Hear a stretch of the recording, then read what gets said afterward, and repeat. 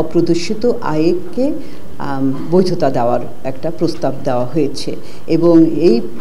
বৈধতার ফলে এটা দেওয়া হয়েছে যে বিল্ডিং অথবা অ্যাপার্টমেন্ট সেটা ক্রয় করতে গেলে তো অপ্রদর্শিত আয় দেখিয়ে এবং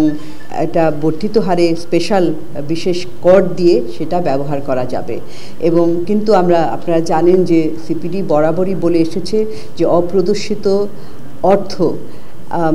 অর্থাৎ যেটাকে আমরা কালো টাকা বলে থাকি, কালো টাকাকে বৈধকরণের যে প্রস্তাব সেটা একেবারেই বন্ধ করা উচিত। সেটা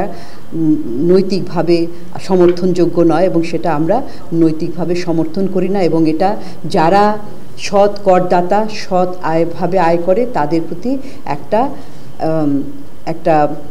অনুৎসাহ হিসাবে কাজ করে এবং তাদের যে নৈতিকতার উপরে একটা আঘাত হিসাবে আমরা মনে করি এবং এটা আমরা প্রস্তাব করছি যে এটা যাতে উইথড্র করা হয়।